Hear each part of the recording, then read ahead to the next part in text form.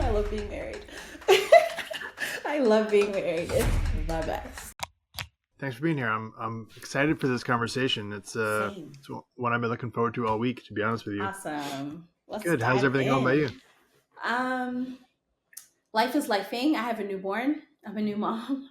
So That's I'm trying to adjust to all things. So it's a lot. that's But I have a how village, new. which is really great.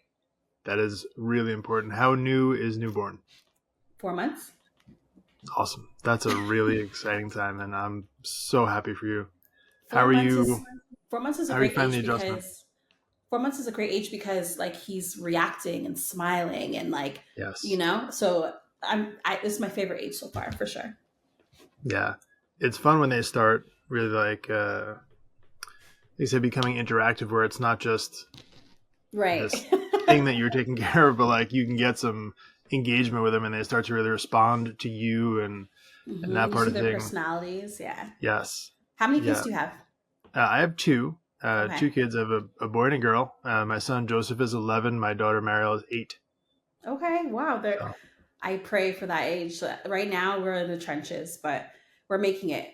yeah. We will Well, I'll make tell it. you what, it's gonna come faster than you think, and there will be a time Everyone says that. now where you pray for them to be back to be 4 months old.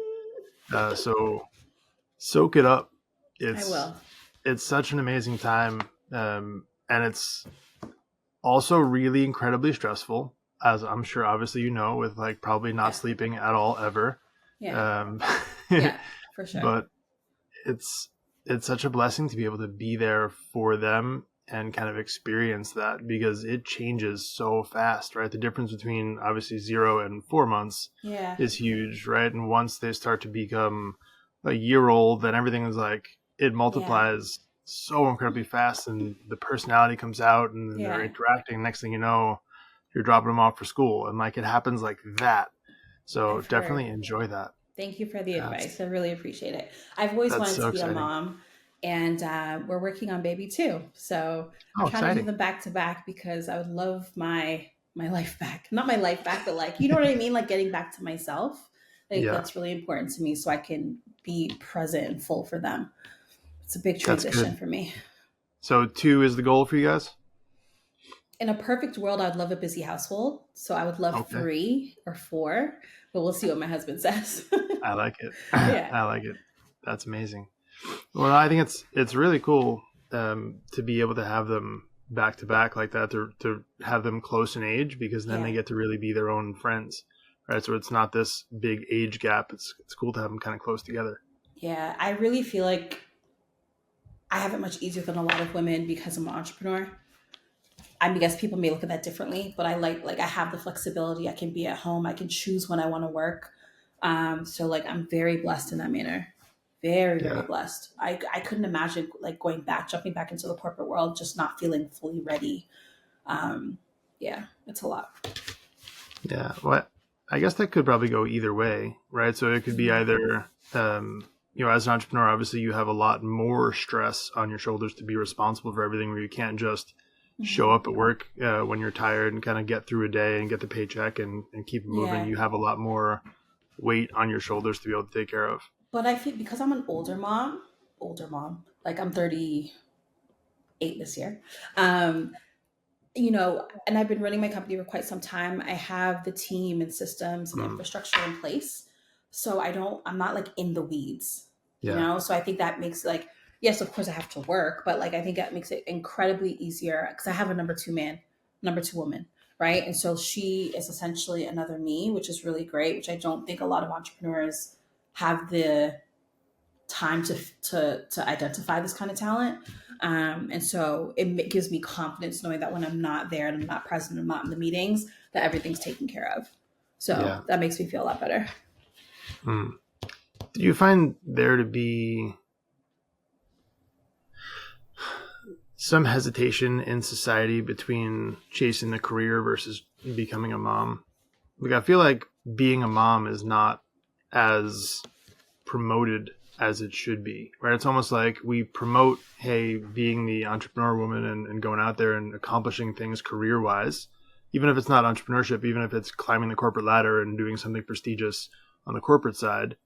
But it almost seems like, hey, if you stop and step away from that to then become a mom and start a family and do that, it's almost like a downgrade.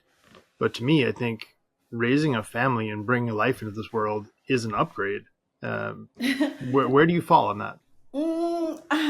Okay, what's really interesting is I did not, whereas a lot of, I won't say a lot, I've witnessed quite a few women online like promote their pregnancies, right? Make this a big announcement to the world. And then, they're caught up in this cycle of updating their online community. I actually hid my pregnancy. Like, you really did not see a lot of me last year. Um, Simply because I was kind of in that gray area. Like, I didn't want people to make decisions for me. I didn't want people to assume anything. I booked a really great speaking engagement in Atlanta to host a documentary. I don't know if they would have hired me if they knew I was pregnant. I think I was 3 months pregnant at the time. I felt the weight and the pressure of the downgrade. To be honest, I thought people would no longer invite me to the event or have me at the meeting or want me to fly somewhere because they would assume I'm tired or I can't. And I did not, I personally don't know if society, men, clients, like celebrate parenthood in that manner. I have a different stance on that. Now that he's here and, I'm in the full swing of things, like I do feel more comfortable talking about it, but most definitely I thought it would be a hindrance to my career. It's kind of sad, It's when you very like sad. zoom out and look at it, because it's literally the future of all of us is dependent Hmm. upon us to be excited to start families and to celebrate that. And there is a tremendous amount of responsibility that comes with raising a family. Like, obviously, it takes a Yeah. tremendous physical and mental toll on yourself. I mean, how do you compare?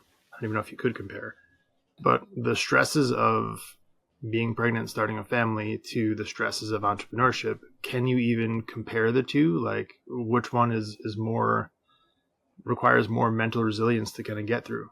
Most definitely pregnancy. I feel like I was an actual athlete growing up, and I feel like I use that same mentality in everything that I do, but it took a lot of mental fortitude to get through my pregnancy. And I think every woman handles it different, but I didn't have an Instagram pregnancy. I was very tired. The hardest part about navigating the two was, pre-baby, I could do a 14-hour day. I could take 14 meetings, I had so much energy, but you're obviously, incubating this human. And so it just, you feel powerless. My attention span, my fatigue, sore back, like sore feet. It was a lot. And I struggled with that shift change, the change in gears, because I'm so used to Yeah. just going, and I was forced to slow down. And that was probably the hardest part, to mentally get through it, because in the process of getting through it, I was grieving who I once was, grieving my life, grieving my body. And so my therapist told me, this is the one time I will tell you not to look back. We have to look forward. You are not going to be that woman ever again. And that I'm still struggling with. Mm. I guess the hard part of that is not feeling sorry for not going back to who that person was, because now you are that person and then some. Right now you've Correct. added a whole nother skill set to that. So it's almost like, You're hey, we're right. going to celebrate this. We're going to put that in a time capsule and be like, that was an amazing part of my life. But that was Yeah. also like the foundation for now. I still have you still have all of those skills and accomplishments of that and everything you've learned through that. Yeah. Now you get to take that and then multiply it and raise a child with those same skills. Like, you get to pour into that kid and have, a walking, breathing example of everything that you've failed your way forward to. I think when I look at my parents and how hard they worked, um, I think I'm comparing myself to like how I was raised, right? Like I think um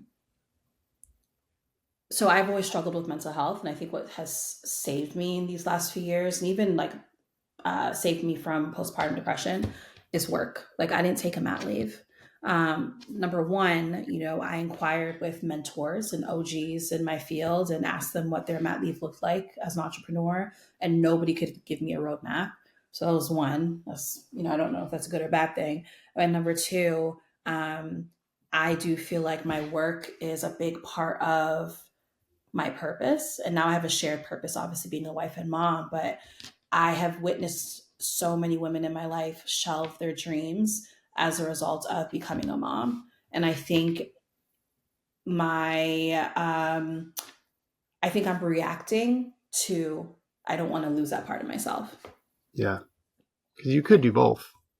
I could do both. It is very possible, but it's very hard. In this stage, it's very hard. Yeah. Yeah. Hopefully it gets easier. I think part of that might be the pressure that we put on ourselves to be performing at the same, right? So, if you're expecting to be right back into, hey, I can go do 14 speaking engagements at a time. Yeah. Like it's going to take time to do that. But I think to really highlight something you said there is that it's not always going to be the same Instagram pregnancy, or like the experience isn't the same for everybody. And that's a good thing. But we're not sharing that story enough, where it really should be, hey, let's find your authentic story about who it is that you are. And hey, maybe your journey is going to look a little bit different, whether it's you have kids at 28 or 18 or 38. Like your career will be in a different spot. You'll be in a different spot. Like everything will be very different. But finding out your authentic self and then celebrating that, where it's not, hey, yeah, it might not fit into the mold. Yeah. It might not be the same maternity leave that everyone else had, but it's unique to you. And if it's what's best for you, cool, let's do that, right? Should we celebrate people's uniqueness a little bit more? I agree, because my schedule now looks very different than I thought it would. I'm moving a lot slower, and there's a little bit more ease knowing that everything's taken care of. Financially, I feel comfortable. My mother's retired, so she helps quite a bit, which I know is like, that alone is a miracle. Yeah. And so, it's just an adjustment, because me and my husband have a whirlwind romance, and a lot shifted in a very short amount of time. So I didn't really have time to even process a lot. Right. We got married, got the house, and had the baby in a year. So it's just so much change in my life that I welcome. It's just going to take me some time for my mind to keep up. Yeah. Which is normal. And I think that's kind of the key point there, is that how normal it is to be different than what most people might say is the normal. But just because that's what other people did doesn't mean that's what's best for you. Yeah. Right? That's kind of what I'm hearing there is really finding out what's the best situation for you and really thriving and embracing that, not just trying to fit into the norm of what other people think is, you're supposed to do. Yeah. Also just to spare my mental health, and same with like, nobody knows what my husband looks like online. Obviously people who came to the wedding, but like I've made a conscious decision not to broadcast this part of my life, because I want to protect it with everything in me. It's very important that I nurture it. It's very important that I have a strong foundation to my marriage. It's very important that I'm not, I don't get into the cycle of constantly having to update the world on like what's happening and the milestones. And that has been like the best part of this journey. If I want you to know, it's because I personally told you about my husband and child, and like, what they look like, but there's a lot of people who like this part of my life is still quite a mystery. Yeah. Which I think is really important, that, you're not leveraging your personal life for business gain or followers or likes or whatever it is, but you're kind of just free to be in the moment and do whatever it is you want to do that makes you truly feel happy. And hey, if there's a point in time where you're really proud of whatever it is and you want to go share it because you want to, correct, then you can do that, right? But it's that freedom to do what you want to do, not because, it fits a business objective or some other ulterior motive. 100%. My husband is not he doesn't even have social media. He has a Facebook, and Facebook's kind of like ancient now, and so he's not interested in. That's actually one of the things he loves about me, is the fact that I don't take photos of my food, and I haven't turned our family into a brand or business. So we've mutually agreed on that. That's awesome. So I'm curious, professionally speaking, right? So if you are a professional ghostwriter, Mm-hmm. and that's the technical term for what, okay. Yeah. So you would have to, and let me just make the assumption here, get into sort of the mentality of the person who you're writing for, right? So you have to kind of really understand what makes them tick and kind of get into their personality a little bit to speak in their voice. Yep, that's correct. That's So correct. how much of that comes down to, and there's so many questions I have on this topic, which I love. I'm excited for this conversation. The first one I want to ask is like your ability to really be rock steady in yourself Mm-hmm. so that you don't inject yourself into them when they're speaking, right? How much of that has to do with you really handling your own business and knowing who you are so Mm-hmm. you can be free to listen to them and what they're truly saying and not interpret it through your lens? Yeah, so my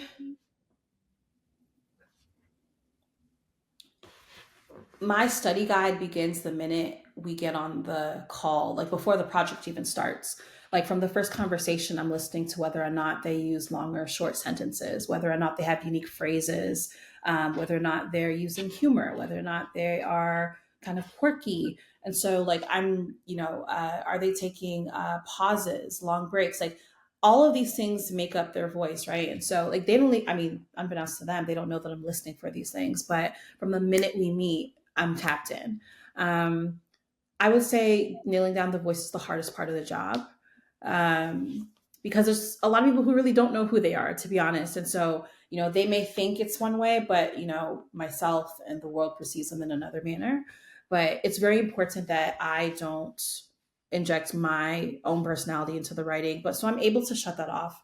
That's actually very easy for me. But I have to like listen intently in order to pick up the small things that are unique to them. Hmm. Do you often find that through that process, people learn more about themselves? Through the interview process, absolutely. So I'm able to pull insights and powerful stories through an interview process. My background's in journalism, so clients really trust that I'm able to ask the right questions to get the information that I need. And the questions that I'm asking are not surface level questions. Like, it forces them to hold a mirror up to themselves. It forces them to um, go into deep reflection. Like, oftentimes clients will say that I've asked questions that not even their therapist has asked, because I'm learning your story for the first time. So I need to see a full view of what you see. I've made grown men cry. It's a process that I think is very therapeutic and very healing. And sometimes clients are writing a book project or a speech or whatever for that simple reason. Other times it may be to meet other career objectives. But I think people just want to be seen, they want to be felt, they want to be heard. And the interview process is an intimate space where they can share. And then we decipher, or I mainly decipher with their input, what we're going to leave behind and what we're going to move forward with. Yeah, what a blessing. That's I'm almost jealous I of you in love a way it. here to be able to like receive My these gifts archive, from people. my archive is insane, right? My archive is beautiful.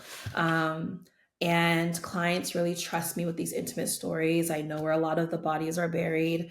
Um, the good, the bad, the ugly, whether it's, love and affairs, or whether it's, parts of their lives that, they've buried for numerous years. It's really interesting to see. Mm. Have you ever considered writing a book from your perspective of like all the lessons you've learned from speaking to other people? Obviously, anonymous, you're not going to share their specific details, Yeah, but I imagine there's probably that's a actually a lot that great you idea. find from this. That's actually a great idea, one that I have not considered, but I may integrate that into my blog. I mean, there's a lot of business lessons, but just on a personal level, um, it's taught me how to actively listen.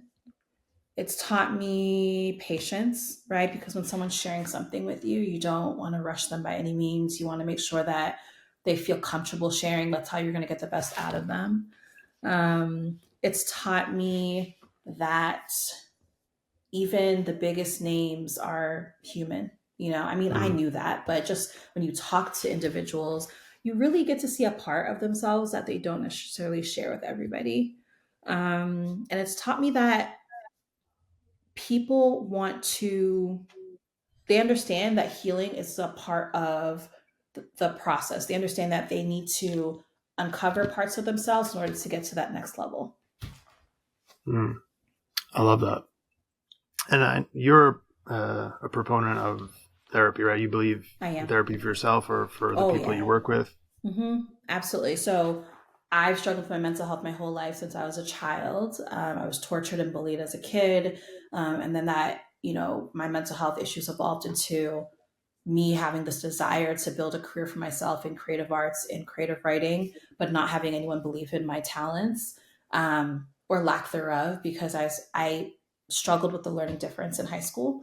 And so my report card did not reflect my desires. So on paper, in black and white, the counselor, the teacher, the principal, my parents, the people around me were like, it doesn't make sense that you want to go into writing when really you failed grade 11, 12 English. But I knew deep down that, I teach part-time, because I love working with kids, but I also love the idea of, how you speak to someone can change their lives. And, we have a literacy issue in the country. And so I can't dismantle the whole industry, but I can work with, 40 kids at a time. And for me, what's really important is that I believed in myself. What was really important that, I teach my kids that writing is not an innate talent, but you have to work at it. You have to practice it with anything in life. And so even though my report card didn't reflect that I was a great writer, I knew that if I practiced, I knew if I stayed committed, I could get there. But no one really gave me a chance. So a lot of my mental health issues stemmed from, I didn't want to become an adult that looked back and said, what if? Like, I wanted to exercise every single one of my desires and dreams. And I just felt like everyone was telling me no, and everyone was rejecting me and putting a lid on that.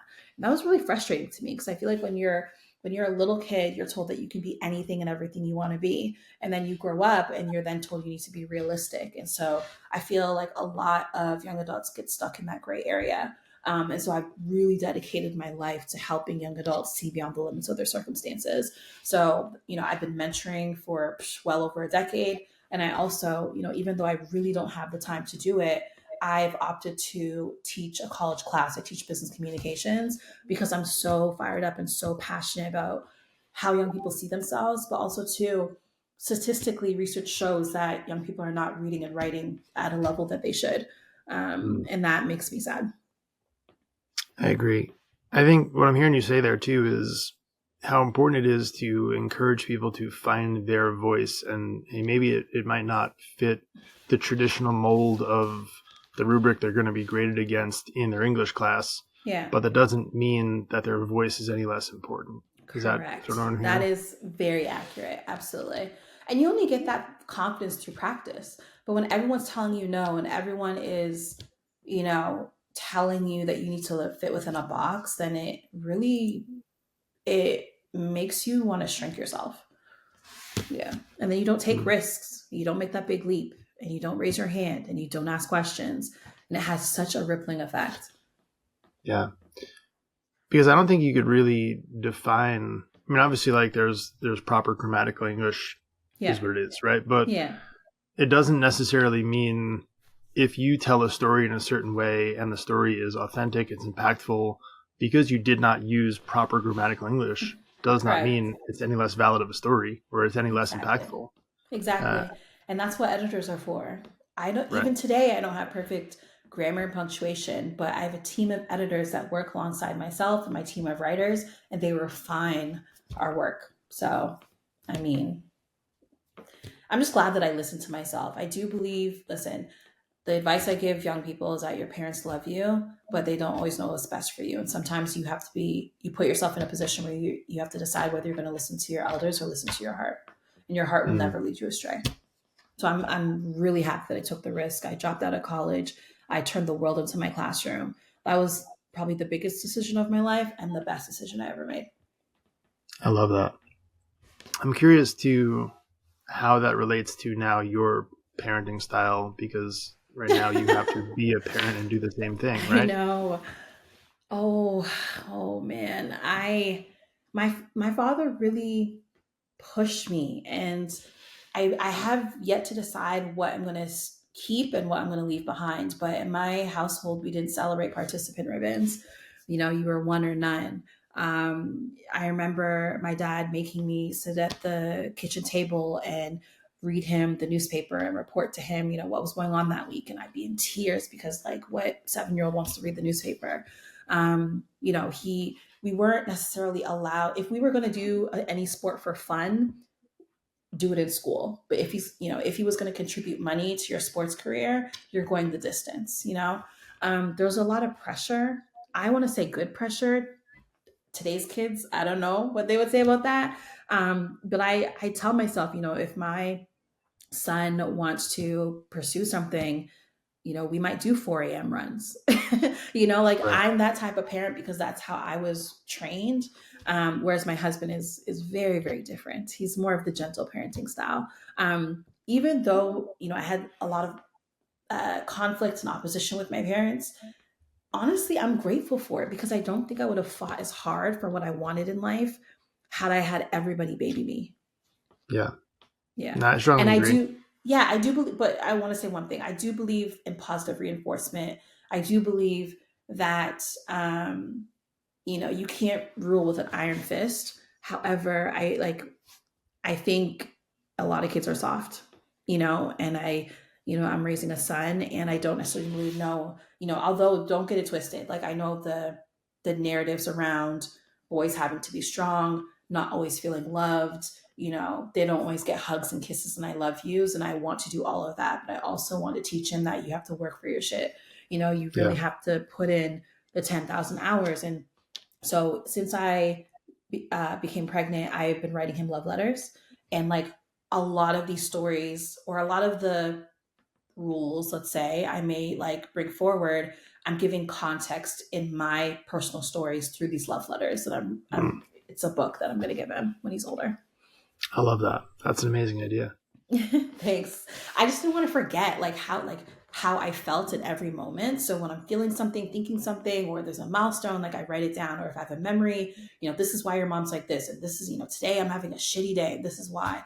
Like, I think parenting doesn't always involve context. And I think, some parents, it's do what I say, not as I do, and all these things. But I think context is important. If I'm telling you to wake up at 4 a.m. because we need to do runs, like, this is why. And this, like, I want to be a parent that explains and not just Yeah. rules. Yeah.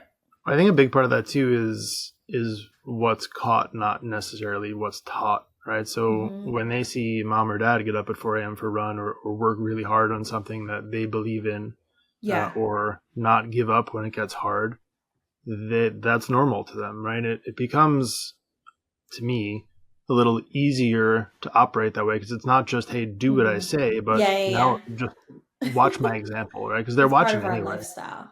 Yeah. right?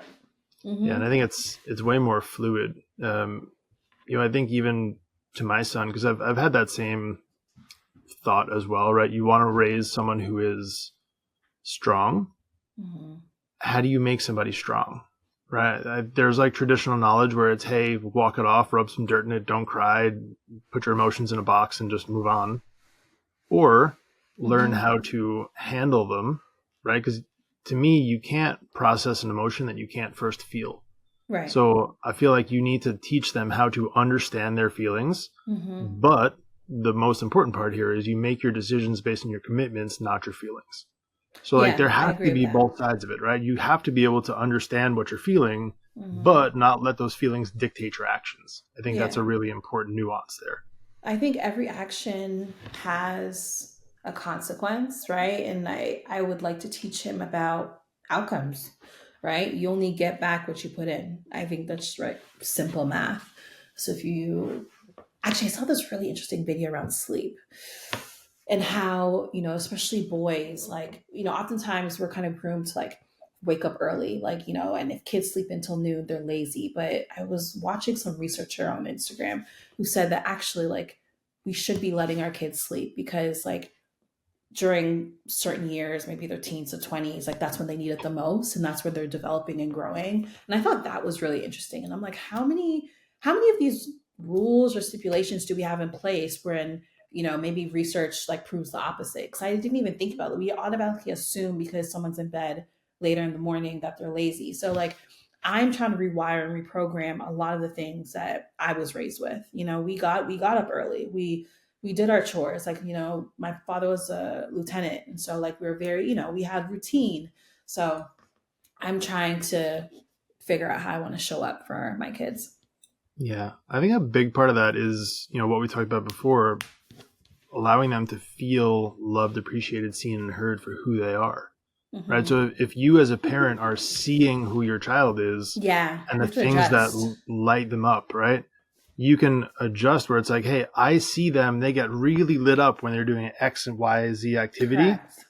They're not lazy. They're Hmm. recovering so they can do the thing that they want to go do. Right. So if you Hmm. find out, hey, what is their nature, Yeah. and then nurture that nature, right? To really let them be the best version of their authentic self. I think that's the winning formula, not trying to force them to fit, right, whatever the strict rules are, because that's how we were told to raise our kids. Yeah.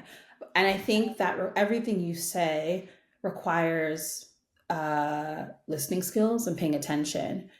And I'm trying to be a present parent. I have a friend, and her daughter always takes away her phone and shuts her laptop. And, you know, her daughter just wants her to play with her. But, you know, she's a career woman and she has deadlines. And I, you know, I'm like, wow, I'm like, is that going to be me? You know, now it's, yeah, you know, especially working from home as my son gets older. And so, in order to identify those things that you're talking about, like the parent has to be able to pay attention, because sometimes it's just a little nugget, or just like in a moment's notice, you notice, hey, he's a really great drawer, or maybe he's taking this gaming or coding like seriously, or maybe we should send him to camp. But you'll miss those moments if you're not like right there with them. Yeah. Yeah, it's become unfortunate when you see the parent who just kind of gives their kid their phone or a tablet and says, "All right, go be busy because daddy's got something else to do." Yeah, You I know, think we need to let our kids be bored. yeah, Like I loved being bored. Well, I hated it at the time, but back in the day when we were bored, we had imaginary friends, or we made a fort, or we, you know, used our hands in some manner. We went hiking, like we would round up all the kids in the street. And I don't even know if there's street kids anymore. Like I don't know if kids are playing in the street like we used to, you know? And so that's something I definitely like. I The tablet thing, just because they're fussy, like I really hope I foster an environment where my children can imagine and use their creativity, and like show me how far you can stretch yourself, you know? Like I'm not just going to like hand them toys and gadgets and have them sit on the couch, because that's not going to help them long term for sure. Because now, like now that I'm teaching college kids and operating a business, like a lot of people don't have problem solving and critical thinking skills. It's very, very evident in the way people approach, you know, because I mentor to have several conversations. People back in the day when we did long division, we remember we had to work things out and take our time. And now it's like you can use a calculator, or there's like quick like shortcuts to everything. And almost like people are not using their brains. And it's right, very frightening. yeah. No, I strongly agree, and I think that level of struggle is good to teach Hmm. them. Right, first of all, they got to get used to struggle because struggle is only going to get more important of a skill Yeah. set to master as they get older. But also, like you said, to use their brains to stretch and to really put themselves in a situation where they may not know the answers to, but Hmm. believe in themselves that they can do it. And I Figure it think out. that belief in yourself and that self-confidence comes from repeatedly doing things that you thought you might not be able to do. Hmm. Absolutely. And I'm excited because he's 4 months, but we're going to experience really cool milestones this summer. I'll teach him how to swim. I'm already teaching him sign language. And so like just letting him know that like you may struggle in the beginning, but repetition builds confidence. So Yeah, I'm really looking forward to teaching him everything and seeing what that's awesome. sticks. Yeah. Well, that's a good part. I love that you said and seeing what sticks. I think that's the Hmm. most important part because, like, it's easy for us as parents to put this expectation on the kid Yeah. to follow our footsteps, or just because I can do something means that you can do something. Yeah. But, Yeah. right, each one of them Yeah. has their own unique skill set. And I noticed the difference between my son and my daughter. They're very unique in their gifting, but you Mm. can't judge them against each other. They've got the same set of parents, but they're Yeah. both very different in how they react Yeah. and how they respond. I think that's a beautiful thing to allow them to be who they are, right? See what sticks and then give them more of that, not necessarily just force them to fit the mold. What has fatherhood taught you? Whew. Fatherhood has been a struggle. So for me, my first example of what a dad was like was the hardworking provider who was out of the house at 5 o'clock in the morning, home at 8 o'clock at night, and that's what I modeled for the first 6 years of my kids' lives. And then I realized that I had no relationship with my wife, no relationship with my kids or myself, like a terrible example. And not that it was a bad example from my dad, so I don't blame him for doing that. That's the best that he could do with what his dad gave him. Fatherhood taught me that there is no right way to do it. There is no textbook definition of the proper way to do it. It's really about being the example and setting the standard. Fatherhood has definitely taught me that your kids are going to be a slightly different version of the standards that you set for yourself. So a lot of times I will see our kids doing a behavior or whatever it is, and I'll be frustrated for a second that, hey, why are you doing that? That's not the best thing that you should do. But then I'll look at, hey, what example am I setting, and where are they learning that behavior from? Am I holding myself to a standard that they can model after? Fatherhood's taught me how to be the example that I would love for my son to replicate with how he treats his wife and his kids. How my daughter should look for a husband. Those are things that they're learning now. And I think we don't necessarily take it that seriously in general. From the time they're 8 years old, with, hey, they're learning how to be treated, how to witness the relationship that you have with your wife. Like those things they pick up on, and those are super important. So I think it's mostly not being afraid to fail, to show emotion, to let them see you struggle. Because I think, like we spoke about before, there's this idea that men are supposed to be strong, resilient, show no emotion, just go on and do the thing. But that's not reality, right? I think they really need to see you struggle. They need to see you fail and learn how to get back up and keep going and have some emotion, deal with those things, see what the real world is like. And how strength can involve surrender. I think that's a really important part that they need to understand more than ever. I think they need to see an example of what integrity and honor looks like, because we don't have a lot of men in society right now who operate in an integrous and honorable way. There's just not a lot of examples of it, and it sucks. But I can't name more than 10, and certainly no one in the public spotlight that I could really think of that I would say is like, that's what integrity in a man looks like, because we're just not showcasing that. And I think if we don't start at home with teaching our next generation what that looks like, we're doomed. So to me, that's what it looks like. It's a lot of pressure, but also the greatest blessing in the world. You also want him to be emotionally available for his wife, right? Yeah. Because what happens is, if we don't raise men who understand these things, they then become husbands that, as women, we end up laboring because we have to make up for the deficit. Yeah. And it's tough. I have an amazing husband who, he's not perfect by any means, but one thing I will say is, as someone who has experienced panic attacks my whole life, since meeting my husband, I haven't had one. And that says a lot about how he shows up for me and the safe space he creates for me, how he loves me, how he sees me. And I think that has changed. It's changed everything, my nervous system. Yeah. Well, it's a very real thing. I think people don't necessarily believe in like the woo-woo of, emotional energy, but it really is. And I think that's a really important thing. It's awesome that you give him that glory. Men definitely don't hear that enough. I'm surprised I'm even here, because I was a serial dater, right? I was so busy, Miss Independent, traveling. I was a serial dater and having a great time doing it. One day would I get married? Sure. One day would I be a mom? Okay. But it took the right guy for me to like pause everything or slow down or just, just edit my life, let's say that, so that I could show up for him too. It took the right Mhm. person at the right time. Was there a part of you looking back on that maybe wasn't your authentic self and you were looking for some identity in the people that you dated? That's fair to say. There were times when I wanted or I thought I was going to go the distance with certain individuals I dated, but because they were also go getters and also entrepreneurs, there's always something in the way. They had to raise funds for their company or they had to, travel, made conflicting schedules. There's never like a soft place to land. Yeah.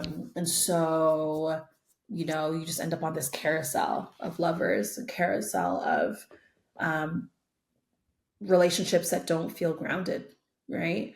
Um, I met my husband on Tinder, and very early on, I think I don't know, we just knew. It was just different. It just felt different. He's a very kind hearted, sweet, soft spoken individual. And it was just very different than what I was used to be honest. Yeah, that's awesome. I love hearing that because I think it gives people a sense of hope and perspective with kind of where they're at in their life. Mm-hmm. Because for us to be here and to share that example of what it looks like to kind of go through a little bit of struggle, and I'm sure there's some uncertainty, and I would imagine some frustration with like, why haven't I figured it out yet? Or Oh, if you're a yeah. go-getter, you want to really like answer the question and then keep it moving to the next thing. But sometimes it really is just a waiting game until the right person comes to you, and it can suck sometimes to sit in that feeling of why isn't it happening yet? Like I want But you it have to learn those now. lessons to be. I could not be the woman for my husband had I not learned all the previous lessons because, you know, online we see a lot of gender wars, you know, the responsibilities of men and women and should it be 50-50 and all these ridiculous things. And I was ignorant, to be honest. Like my husband is a very nice man, but society will tell you that nice men finish last. Nice men don't get picked, right? And had I continued in my ignorance and just, you know, had tunnel vision and not be expansive about what love could look like, I would have missed my blessing. Hmm. Like I would have, and that makes me sad because, you know, you talk about the man and woman who's sitting and waiting and why is this not me? But like I was the one that was sabotaging without even really knowing it. I didn't realize it until I met my husband and we got married, but I was the one sabotaging what was happening. You know, I probably could have got married a lot earlier in life, but I'm glad things happened when it did. But yeah, like a lot of us we have this skewed view of what love could look like or what our partner should look like when really sometimes it'll come packaged in a way that you least expect. Yeah.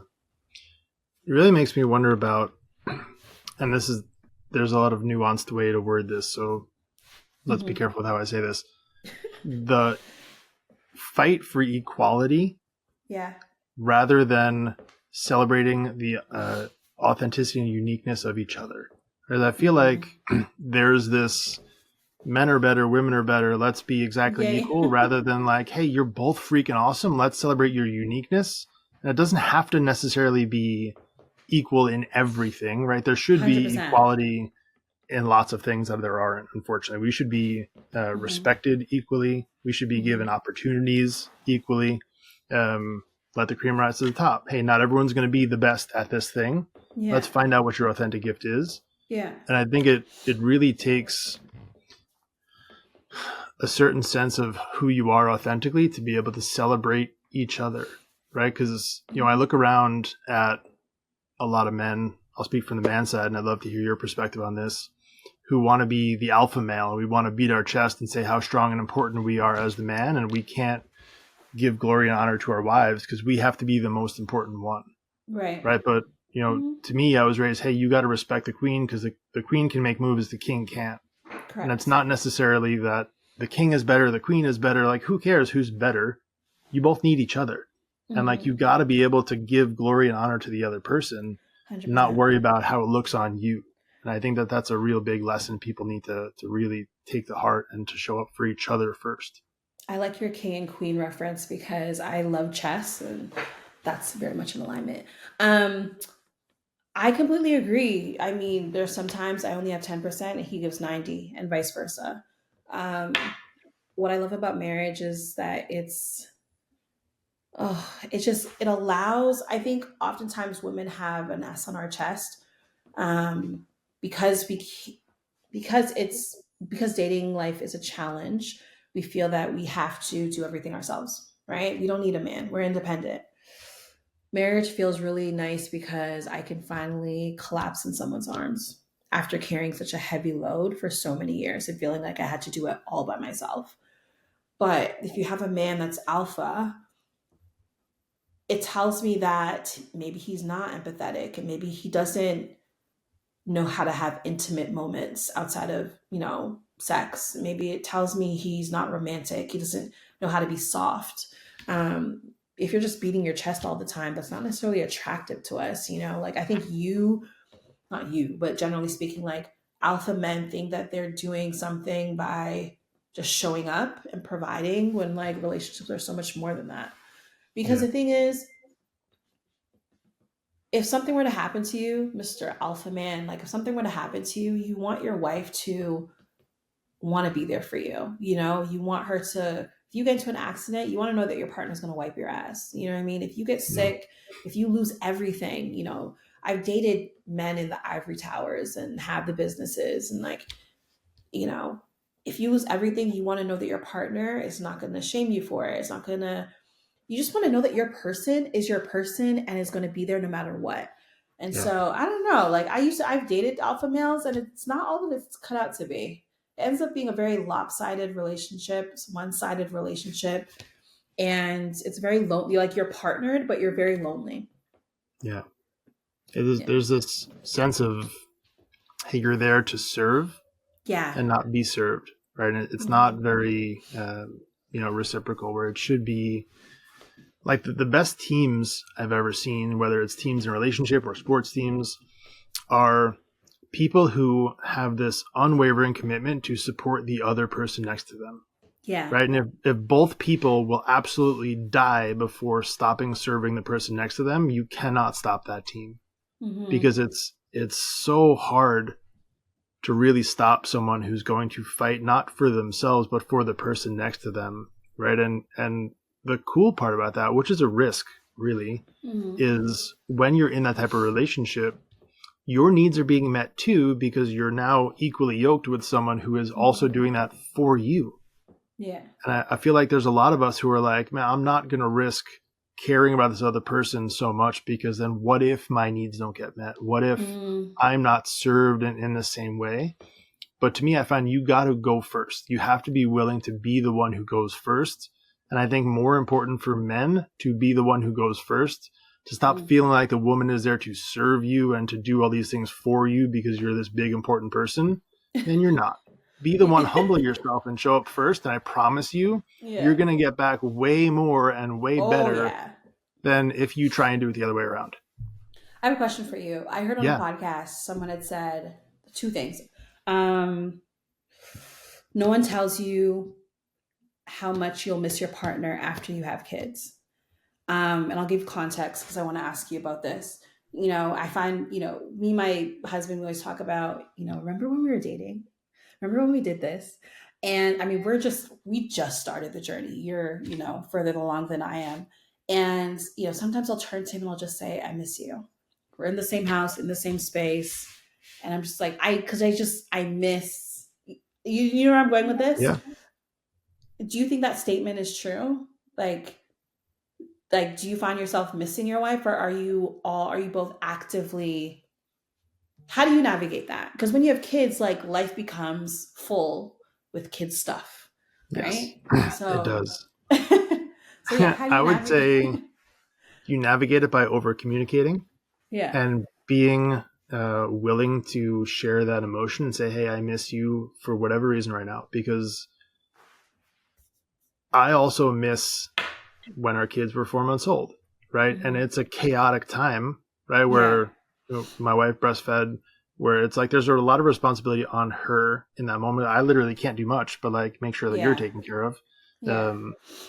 But even in that moment where it's like the crazy sleepless nights or whatever the situation is at that time, because there's always something going on, you know, I look back on that and I'm like, man, I miss that. And yes, it was chaotic. Yes, there were times where I'm like, man, I can't wait until we can just sleep through the night and our kids sleep in their own beds and we can do X, Y, and Z. But guess what? Now there's a whole other level of chaos where, you know, my wife is you know, working right now in this current moment, 7 days a week, 12, 14 hours a day, right? She's in this phase now where she's in that mode, and I miss her for a different reason.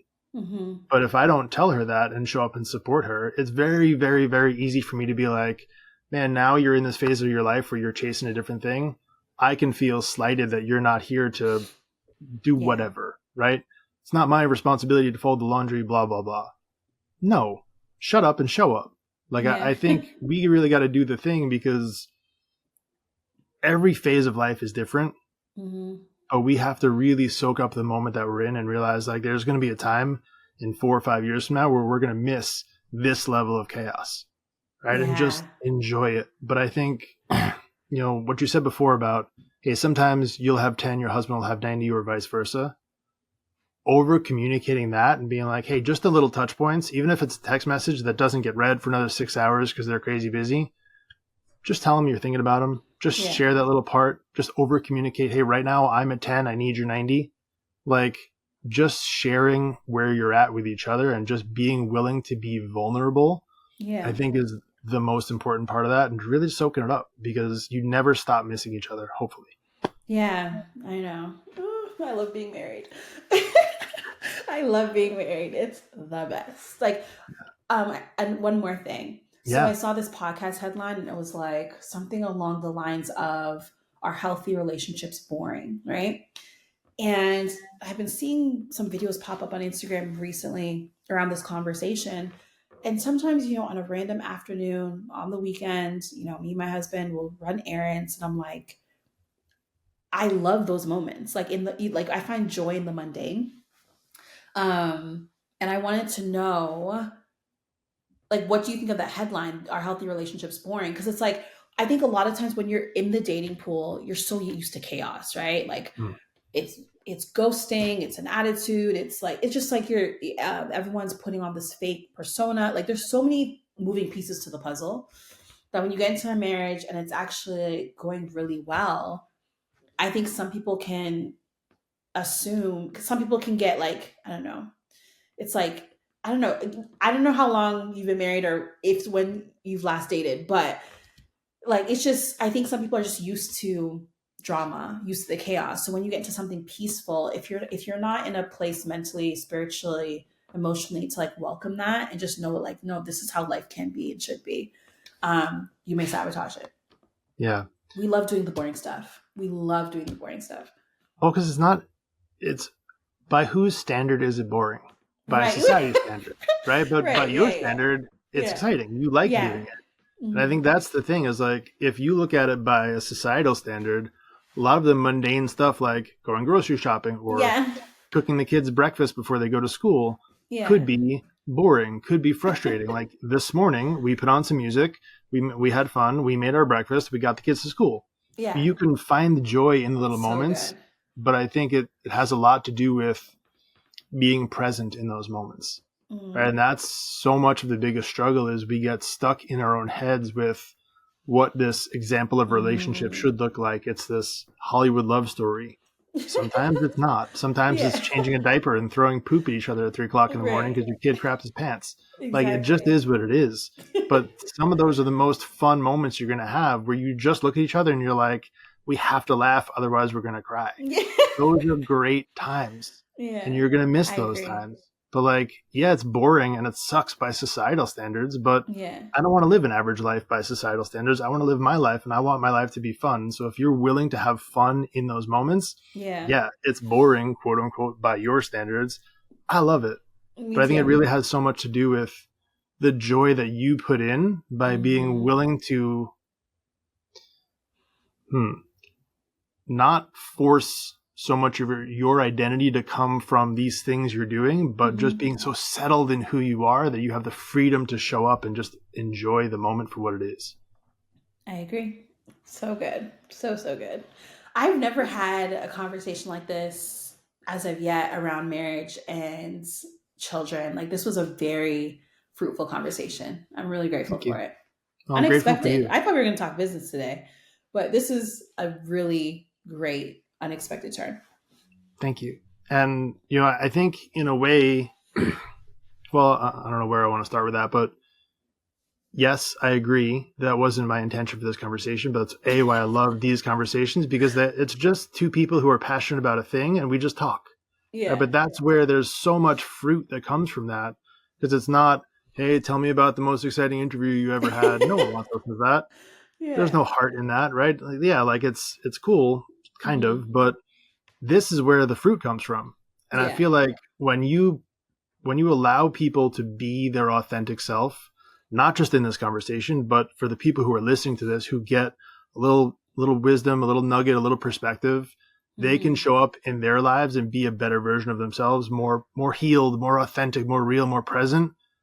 That person's going to go out and build a better business because they're more authentic to who they are, right? They're not this fake version of themselves. And I think that the more we allow people to feel the feelings and be free to be themselves, that's when you produce better businesses. That's when you show up. That's when you get into that flow state. Yeah. Right. So to me, they're one and the same. Like the way that you treat your employees and the way that you treat your kids are the same. Right. And as you continue to walk that line, you're going to see there's so much similarity in that. Like business and personal life are the same. It's just, it depends on which lens you look at it through. It all comes down to being a good human and just doing the right thing by other people, caring about the other people, and just trying to live with integrity. And I think when you can do that, man, the tide rises on all ships. And I think that that's such a beautiful way to live, that you're not worried about, how do I show up today as the best entrepreneur and forget about being a great husband?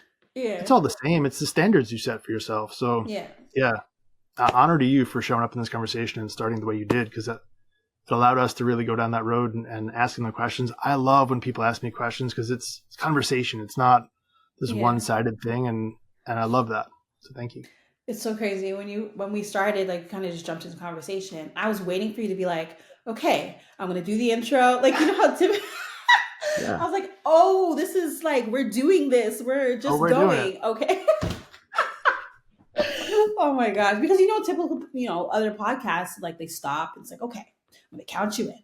And I was like, oh, we're just talking. Cool. I can do this. Yeah. No, I find it to be way more fun that way and less. I love it. I don't like being rigid so much, right? It's not, hey, this is what a podcast is. It has to have this formal introduction and blah, blah, blah. Who cares? Let's be real with each other. And honestly, the people who are listening to this are a bonus. Yeah. I get so much personally out of this by having these conversations, meeting amazing people. These conversations are amazing. They're a gift to me. Yeah. And to be able to share that with other people is it's a multiplication of blessings. I just love that part. But I know we're now running out of time because we've been talking for longer than I realized. Cool. So to actually wrap it up, because I will formally wrap it up at the end by thanking you for your time, because in all sincerity, I do appreciate you sharing this time with me. I know you probably have a lot of things to be doing. It's all good. But I just want to honor you for that time, and especially the work that you do in sharing other people's stories. Like I said before, I find it to be such a blessing because not only do you allow them to really understand who they are, but then you allow them to share their story with other people, and you're capturing those stories for generations to come. And the impact that you are having by helping them just feel loved, appreciated, seen, and heard, it can't be put into words, which is a weird thing to say for someone who puts things into words for a living. But I appreciate that, Honor to because when you. you empower people to share their stories, it creates possibility models. I became a ghostwriter because another woman back in 2014 shared her story on an online publication that I read. And I was like, oh, a ghostwriter, like, what is that? It sparked my curiosity. And then she's part of the reason I have my career, because she had the courage to tell her story. So I think Mm, it's very important that you just don't know who's watching, what young person is watching, and how that could spark their imagination. amen to that. No, I Not agree. even just So young people. I know we talk a lot about young people, but also individuals who are more mature and in their second act. So I'm seeing a lot of that these days too. yeah. Well, you know what? I'd even argue that to say it's still your first act. Like, I don't think there has to be a definition with when your second act starts, right? You True. could be 70 years old and start a podcast and crush it, True.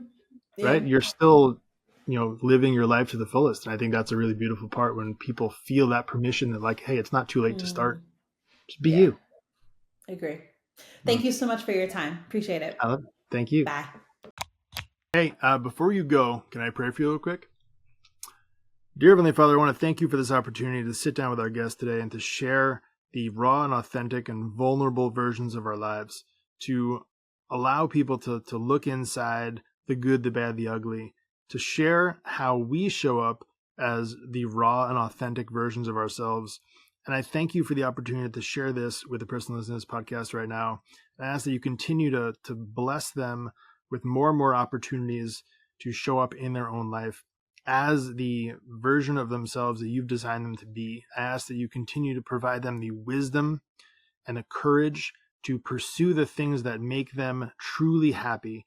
And Father, I ask that you continue to bless the men and women listening to this podcast right now, so that they may be their raw and authentic versions of themselves and feel comfortable, to feel blessed, to feel loved, appreciated, seen, and heard for who they are, for who you designed them to be. And I ask that you continue to show up in the person who's listening to this podcast right now, to show up in their life in unexpected ways. Maybe a small sign, a small wonder where they can see the goodness that you can give to them, and that you will walk alongside them on that journey, and helping them feel that version of themselves is valid, and not only valid, but important to the greater machine and the bigger picture that you've designed for all of us. Because I want each and every person listening to this right now to truly feel loved, appreciated, seen, and heard for who they are, and understand that there are blessings coming their way. Maybe not on the timeline that we decided, maybe not in the way that we decided, maybe not in the words that we decided, maybe not the method we decided, but in the right time, in the right words, in the right message. But we have to be willing to be selfless, to sit and to listen and to appreciate and be grateful for all the things that you've given to us. And Father, we ask these things in your name. Amen. I love you.